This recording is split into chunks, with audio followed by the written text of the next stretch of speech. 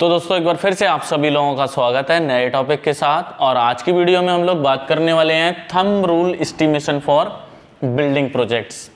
यानी कि अभी YouTube कम्युनिटी में मैंने रिसेंटली पोल किया था और उसमें सबसे ज़्यादा वोट हमें इस टॉपिक को लेकर मिले थे।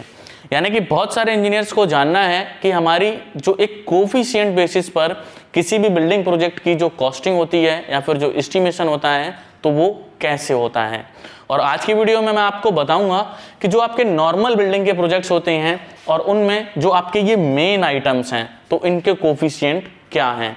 और इसी के साथ साथ मैं आपको ये भी बताऊंगा कि आप जो लोग ये थंब रूल बेसिस पर कॉस्टिंग सर्च करते हैं किसी भी वेबसाइट में, यूट्यूब्स में, डिफरेंट जगह पर, तो बेसिकली वो थंब रूल ड्राइव आउट कहाँ से होते हैं। यानी कि आज की वीडियो में हम दो चीज़ें सीखेंगे। इनके सारे कोफिशिएंट तो मैं आपको बता ही दूंगा, लेकिन वो कोफिशिएंट ड्राइव कैसे हुए हैं, वो कहाँ से आए हैं, जिसके बेसिस पर आपको क्या अंडरस्टैंड होगा कि जो बिल्डिंग प्रोजेक्ट्स की जो कैटेगरी है वो जो कोफिशिएंट हैं वो सभी बिल्डिंग्स के लिए सेम नहीं होते हैं। अगर यहाँ पर मैं एक छोटी सी बात करूँ बिल्डिंग के प्रोजेक्ट्स की कैटेगरी की, तो हमारी बिल्डिंग्स हैं वो अलग अलग टाइप की होती हैं। जैसे कि सबसे कॉमन हमारी एक रेजिडेंशियल प्रोजेक्ट यानी कि एक छोटी सी बिल्डिंग, दूसरी बिल्डिंग आ जाती है एक हाई राइज रेजिडेंशियल बिल्डिंग, और उसमें भी दो केस हो सकते हैं, किसी में बेसमेंट है और किसी में बेसमेंट नहीं है। दूसरा केस हो सकता है हमारा कॉमर्शियल बिल्डिंग जिसमें हमारे ऑफिसेज वगैरह होते हैं। अगला केस हो सकता है कोई मॉल या फिर रिटेल शॉप है। इसके बाद में कोई होटल हो सकता है, इसके बाद में कोई हॉस्पिटल हो सकता है, इसके बाद में कोई यूनिवर्सिटी या फिर स्कूल हो सकता है। तो यहाँ पर इंजीनियर को अंडरस्टैंड क्या करना है कि कोई भी कोफिशिएंट वगैरह अप्लाई करने से पहले वो उस प्रोजेक्ट की रिक्वायरमेंट को अंडरस्टैंड करे। अगर आप किसी रेजिडेंशियल बिल्डिंग के कोफिशिएंट्स को किसी होटल वाले प्रोजेक्ट में अप्लाई कर दोगे तो वहाँ पर वो सेम नहीं बैठेंगे। अगर आप ऐसा करोगे, यानी कि ये थंब रूल जो है वो शॉर्टकट तो है लेकिन उसके कॉन्सिक्वेंसेस भी बहुत डेंजरस होते हैं अगर गलत कोफिशिएंट अप्लाई कर दिया जाए। तो ये जो एक बेसिक लेवल है आज के टॉपिक का, जिसको मैंने एक हिसाब से बोल सकता हूं कि ये हमारा एक बजट है। तो बजट की वर्किंग के लिए आपको कैसे चीज़ों को अंडरस्टैंड करना है तो वो चीज़ मैं आपको बताऊंगा। तो दोस्तों वीडियो को आगे बढ़ाने से पहले आप सभी से रिक्वेस्ट है, अगर आप इस चैनल पर पहली बार आए हैं तो चैनल को सब्सक्राइब कर लीजिए और इस वीडियो को लाइक कर दीजिए। तो चलिए फिर दोस्तों आज की वीडियो शुरू करते हैं।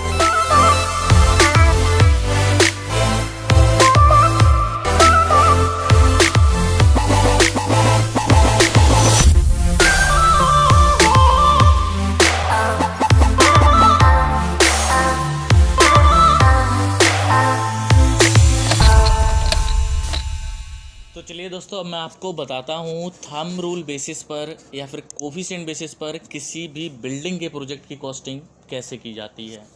अब ये जो सीट आप स्क्रीन पर देख रहे हैं और ये जो आपका हाईलाइटेड कॉलम है, तो इसमें मैंने आपके ऑलमोस्ट सभी कोफिशिएंट लिस्ट आउट किए हैं और इनको मैंने सब हेडवाइज बनाया है। जैसे आपका अर्थ वर्क का काम हो गया, concrete work, form work, reinforcement steel, masonry, paint, flooring, यानी कि वो सारी एक्टिविटीज़ जिनके बेसिस पर आपकी बिल्डिंग अप्रॉक्सीमेट 90 to 95% कंप्लीट हो जाती है।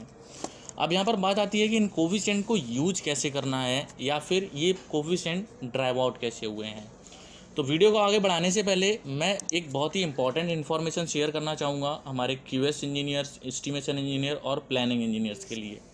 ये जो हमारे यूडेमी जो एक वेबसाइट है, ये बेसिकली इंटरनेशनल एक लर्निंग प्लेटफॉर्म है और इसमें कुछ टॉप मोस्ट कोर्सेज अवेलेबल हैं जो कि बहुत ही इफ़ेक्टिव और बहुत ही ज़्यादा इम्पॉर्टेंट हैं, क्योंकि इस कोर्स के बेसिस पर QS इंजीनियर्स को एक सर्टिफिकेट तो मिलता ही मिलता है यूडेमी की तरफ से, और इसमें जो भी ये कंटेंट हैं वो ज़्यादा कॉस्टली भी नहीं है।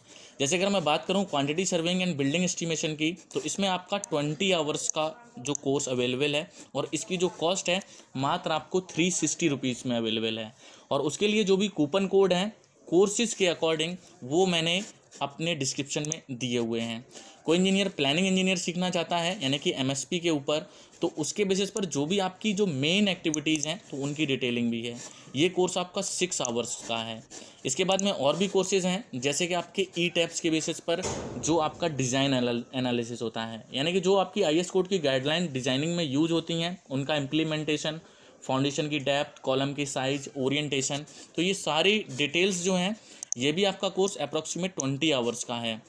तो ये जो कोर्सेज़ हैं ये बहुत ही हेल्पफुल हैं सभी सिविल इंजीनियर्स के लिए। तो आप एक बार इनको चेकआउट ज़रूर करें, इनका रिव्यू ज़रूर देखें, और जब ये कोर्सेज़ आपको हेल्पफुल लगें तो इनको ज़रूर बाई करें। और ये कोर्स कंप्लीट करने के बाद में आपको एक प्रॉपर सर्टिफिकेट भी मिलेगा यूडेमी की तरफ से। तो चलिए हम वापस आते हैं अपने टॉपिक पर। अब देखिए इन कोफिशिएंट का जो हमें यूज करना है वो कैसे करना है, क्योंकि ये सारे कोफिशिएंट मैंने ड्राइव आउट किए हैं आपके टोटल बिल्टअप एरिया पे। और टोटल बिल्टअप एरिया क्या होता है, कैसे ये कोफिशिएंट ड्राइव आउट हुए हैं, तो वो भी मैं बताता हूँ। देखिए कोई भी अगर कोफिशिएंट ड्राइव आउट होता है तो वो आपका फाइनल बिल के बेसिस पर ड्राइव आउट होता है। यानी कि एक प्रोजेक्ट का ये फाइनल बिल का एब्स्ट्रैक्ट की सीट है, और जिसमें आपकी सभी क्यूमुलेटिव क्वांटिटीज़ हैं। क्यूमुलेटिव क्वांटिटीज़ का मीन हो गया, यानी कि जब प्रोजेक्ट क्लोज हो गया होगा तो इसकी जो भी एग्जीक्यूटेड क्वांटिटी थी वो सारी फ्रीज हो गई होंगी, और इसका डबल वेरिफिकेशन भी हो जाता है। पहली बार वेरिफिकेशन होता है जब कोई कॉन्ट्रैक्टर का इंजीनियर जब इस बिल को बना के क्लाइंट के पास सबमिट करेगा तो उसने भी क्वांटिटी का ड्राइव आउट किया होगा। और दूसरा केस हो जाता है क्लाइंट का इंजीनियर जब इन क्वांटिटीज़ को चेक करेगा। तो आपकी जो भी क्वांटिटीज़ फाइनल बिल में सर्टिफाई होती हैं तो उन्हीं के बेसिस पर आपके ये कोफिशिएंट ड्राइव आउट किए जाते हैं। तो अब मैंने कैसे ड्राइव आउट किया है उसके लिए मैं एक एग्जांपल बताता हूँ। जैसे कि हमारा एक फैक्ट्री का प्रोजेक्ट है, और इस फैक्ट्री के प्रोजेक्ट में डिफरेंट एक्टिविटीज़ हैं, और इसमें एक छोटी सी हमारी ऑफिस ब्लॉक की बिल्डिंग है G+2 की, यानी कि ये वाली बिल्डिंग।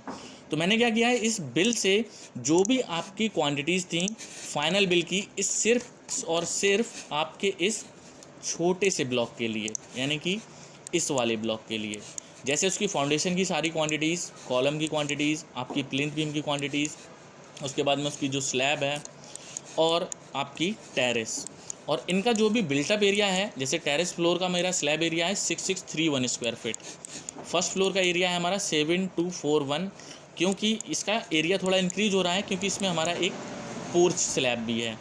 इसके बाद में कवर्ड एरिया या प्लिंथ एरिया की बात करोगे तो प्लिंथ एरिया भी मैंने कैलकुलेट किया हुआ है, जैसे आप देख सकते हो 6695। तो आपको सबसे पहले वर्किंग होती है कि उन सभी के बिल्टअप एरिया को कैलकुलेट करना, और बिल्टअप एरिया को कैलकुलेट करने के बाद में उन्हीं सभी क्वांटिटीज़ को AC एरिया से डिवाइड करना होता है। अगर मैं बात करूं इस छोटे से ब्लॉक में मेरी अर्थवर्क की जो क्वांटिटी है इस बिल में जो सर्टिफाई हुई थी 852.843, और उसकी जो मेजरमेंट है वो डिटेल्ड और सर्टिफाइड मेजरमेंट हमारी यहाँ पर है। तो अब मैं क्या करूँगा, इस क्वांटिटी को इसके टोटल बिल्टअप एरिया से डिवाइड कर दूँगा, जैसे कि आप इसमें देख रहे हैं। तो जो कोफिशिएंट हमारा यहाँ पर ड्राइव आउट होकर आ रहा है तो ये हमारे अर्थवर्क के एक्सप्रेशन के लिए है। वहीं अगर मैं बात करूँ फाउंडेशन की कंक्रीट के लिए तो हमारी क्वांटिटी आ रही है 183। तो यानी कि ये हमारी सर्टिफाइड क्वांटिटी है इस प्रोजेक्ट की, जिसमें हमारी सारी फुटिंग्स और उसमें जो भी छोटे मोटे काम हैं वो लिए हुए हैं। तो अब मैंने क्या किया है कि इस क्वांटिटी को मैंने फिर से इस बिल्टअप एरिया से डिवाइड कर दिया गया है। तो वो जो आपका कोफिशिएंट आ रहा है वो इसी के अकॉर्डिंग है। तो ये सारे कोफिशिएंट जो हैं आपके इसी के बेसिस पर ड्राइव आउट किए जाते हैं। अगर मैं बात करूँ मेजनरी का, तो मेजनरी में जो हमारी जो 230 mm का ब्रिक वर्क है इसकी जो क्वांटिटी है हमारी 188 क्यूबिक मीटर है, और 188 क्यूबिक मीटर में मैं क्या करूँगा, डिवाइड कर दूंगा इसके बिल्टअप एरिया से। तो जी हमारा जो कोफिशिएंट ड्राइव आउट होकर आ गया है ये 230 mm थिक के लिए है। अब यहाँ पर आपको ध्यान क्या रखना है, कौन कौन से इंपॉर्टेंट पॉइंट रखने हैं। जैसे कि ये प्रोजेक्ट मैंने किया था तो मुझे पता है कि इस प्रोजेक्ट में जो इसका पार्टीशन है रूम्स का वो जिप्सम बोर्ड के साथ में हुआ था, और जिप्सम बोर्ड अगर हुआ है तो वहाँ पर हाफ ब्रिक वर्क नहीं हुआ है।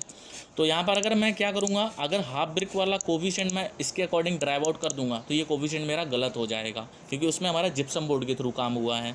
तो इसके जो भी चेंजेस हैं मेजर, जैसे कि इस प्रोजेक्ट की जो पैरापिट वॉल थी वो हमारी RCC की थी, यानी कि इस प्रोजेक्ट में, लेकिन हम ब्रिक वर्क की भी पैरापिट वॉल कर सकते हैं क्योंकि हमें कॉस्ट सेविंग करनी है।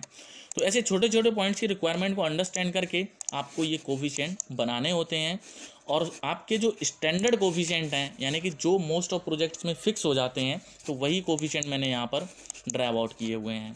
अब यहाँ पर देख रहे हैं कि जो भी क्वांटिटीज़ मैं निकालूंगा तो वो मैं बिल्टअप एरिया से मल्टीप्लाई कर रहा हूँ इन कोफिशिएंट्स को।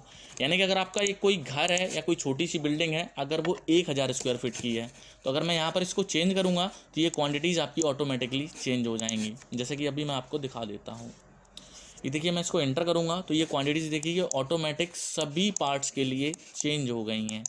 और इसमें जो भी आपकी वर्किंग में जो क्वांटिटीज़ आ रही हैं ये अप्रॉक्सीमेट 95% तक एक्यूरेट हैं।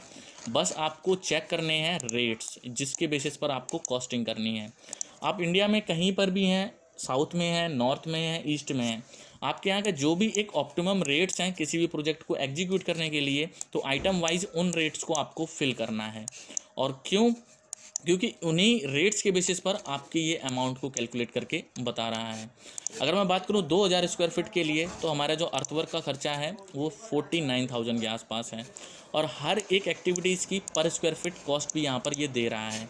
जैसे अर्थवर्क की मेरी कॉस्ट आ रही है 25 रुपये पर स्क्वायर फीट इस टोटल बिल्टअप एरिया पे। इसके बाद में आप जाओगे कंक्रीट वर्क 241 रुपये, शटरिंग की कॉस्ट पे जाओगे तो 72 रुपये, फाउंडेशन में जो आपकी कॉस्ट है 3 रुपये पर स्क्वायर फीट है, प्लिंथ बीम में 6 रुपये है, कॉलम्स में 16 रुपये है, स्लैब एंड बीम्स में 48 रुपये पर स्क्वायर फीट है। टोटल अमाउंट के साथ ये इसका भी बाइफर्केशन हमें इसमें देखने को मिल रहा है। वहीं हम लोग बात करें रेनफोर्समेंट स्टील की, तो रेनफोर्समेंट स्टील का क्या किया है हमने कि इसका जो हमारा एक सर्टिफाइड BBS है इसी ब्लॉक का, और इसकी जो भी क्वांटिटीज़ मेरी नीचे आई है तो वही मैंने इस वाले कोफिशिएंट में भी same as it is drive out किया है। यानी कि आप देख सकते हैं कि मैंने क्या किया है, अप टू प्लिंथ लेवल के रेनफोर्समेंट को अलग किया है और सुपर स्ट्रक्चर एरिया को अलग किया है। टोटल हमारा है 83 टन, और इसको मैंने जब इससे डिवाइड किया है इस टोटल बिल्टअप एरिया से, तो ये हमारा 6.023 है। ये थोड़ा सा स्लाइटली हायर साइड में है, लेकिन जो बैलेंस कोफिशिएंट है वो मैंने यहाँ पर दिया हुआ है। यानी कि 4.935 के केसेस में आपकी जो बिल्डिंग है वो बनकर रेडी हो सकती है, क्योंकि वो एक ऑफिस ब्लॉक है। और यहाँ पर हम बात कर रहे हैं जो बिल्डिंग है ये कोफिशिएंट G+2 से लेके 5 यानी कि 5 फ्लोर तक की बिल्डिंग में ये कोफिशिएंट बिल्कुल फिट बैठते हैं। अब यहाँ पर अगर आप बात करोगे कि अगर 1000 स्क्वायर फीट का कोई घर बनाता हूँ एक नॉर्थ इंडिया के केस में, तो उसकी जो ओवरऑल कॉस्ट मेरी आएगी 14 लाख रुपए के आसपास, और इसमें आपका जो कॉन्ट्रैक्टर का प्रॉफिट है वो भी इंक्लूड है।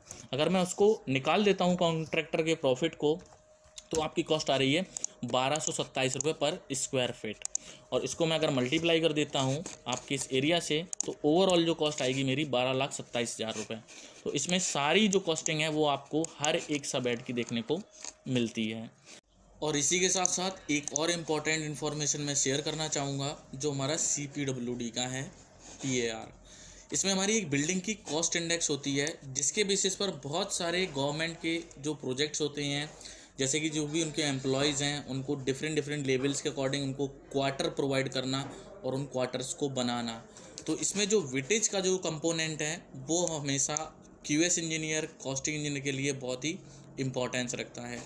तो सबसे पहले मैं बताना चाहूँगा कि अभी मैंने क्या किया था कि इस प्रोजेक्ट के लिए ये कवर्ड एरिया मैंने निकाला था, क्योंकि ये जितने भी प्रोजेक्ट्स होते हैं सिमिलर कैटेगरीज़ के, तो गवर्नमेंट इनको कवर्ड एरिया पर देती है। यानी कि जो भी कॉन्ट्रैक्टर कोई भी रेट कोट करेगा तो वो पर स्क्वायर फीट का रेट देगा, और जितना भी वो इस एरिया पे काम करेगा, यानी कि इस प्लिंथ लेवल वाले एरिया पे, और सेम एरिया के ऊपर जितने भी फ्लोर आपके कास्ट होंगे, तो जो भी कॉन्ट्रैक्टर का रेट होगा उस एरिया से मल्टीप्लाई होगा जितना कॉन्ट्रैक्टर ने काम किया होगा, और उसी के बेसिस पर उसकी बिलिंग होगी।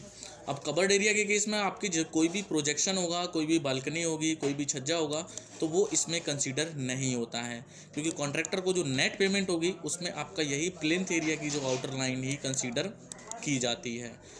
तो एक बार मैं आपको बता देता हूँ, जैसे कि अगर कोई भी प्रोजेक्ट का मान लीजिए ऑडिट होता है या उसको क्रॉस वेरीफाई करते हैं, तो उसमें जो सीमेंट की कॉस्ट है ओवरऑल प्रोजेक्ट की कॉस्ट की 14.5% के आसपास जानी चाहिए। तो ऐसा CPWD का कहना है।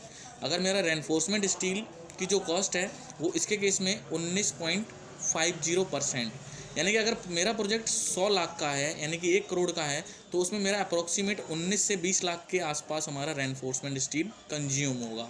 अगर एग्रीगेट की बात करूं तो 6.5 लाख। तो ये आपकी कैटेगरी है सब एडवाइस। इसमें हमारा एक मेजर चेंज हुआ था जो मैं आपको बता देता हूँ। इसमें जो लेबर का जो हमारी विटेज थी ये पहले हमारी 25% होती थी, लेकिन आजकल के ट्रेंड में मेजरली जो जॉब है वो हमारे मशीन से हो रही हैं। तो इस बार इस विटेज को हमारा कम करके और बाकी के विटेज में इसको एडजस्ट कर दिया। तो दोस्तों जैसा कि आप लोगों ने देखा कि कोफिशिएंट बेसिस पर कैसे आपकी एस्टिमेशन की वर्किंग होती है, इसमें मैंने आपको बताया कि कोफिशिएंट को कैसे ड्राइव आउट किया जाता है।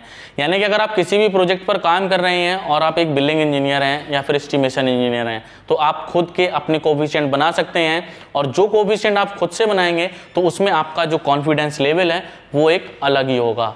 अब दूसरी रिक्वायरमेंट जो आपको अंडरस्टैंड करनी है कि देखिए ये जो कोफिशिएंट है ये हमारे हमेशा इनिशियल लेवल पर जब आपका प्रीलिमिनरी बजट बनता है, यानी कि एक टेंटेटिव अप्रूवल के लिए, तो वो वहाँ के लिए होते हैं।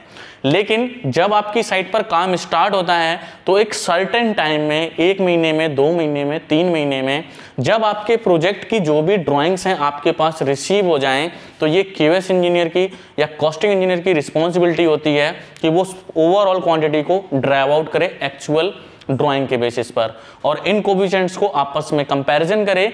अगर कोई मान लीजिए जो कोफिशिएंट है वो बहुत ज़्यादा फ्लक्चुएट हो रहा है, बहुत ज़्यादा प्लस माइनस हो रहा है, तो उनको जो रीजन है वो आइडेंटिफाई करना और उसके बेसिस पर रिपोर्ट तैयार करना। क्योंकि ये जो बजट होता है तो बजट में आपको अपने मैनेजमेंट की अप्रूवल लेनी पड़ती है, फिर आपके दोनों बजट का कंपैरिजन किया जाता है। तो दोस्तों मैं आशा करता हूँ आज की वीडियो आप सभी के लिए हेल्पफुल रही होगी, और थंब रूल बेसिस पर जो एक कोफिशिएंट का जो कॉन्सेप्ट है वो आपको प्रॉपर समझ में आया होगा। अगर आपको मेरी ये वीडियो पसंद आई है तो इस वीडियो को लाइक करें, अपने दोस्तों के साथ शेयर करें और चैनल को जरूर सब्सक्राइब करें। और वीडियो खत्म करने से पहले मैं बता दूं कि जो भी डेटा आज की वीडियो में डिस्कस किया गया है, आपकी जो ऑटोकैड की ड्राइंग्स, एमएस की एक्सेल की सीट और आपका एक CPWD का PAR, जिसमें आपके डिफरेंट कंस्ट्रक्शन मटेरियल्स की वेटेज को दिया गया है, तो उसकी भी PDF की फाइल मैंने डिस्क्रिप्शन में दी हुई है, आप जहां से जाके वहां से उसको डाउनलोड कर सकते हैं। तो ठीक है दोस्तों, फिर मिलेंगे नए वीडियो के साथ, नए टॉपिक के साथ।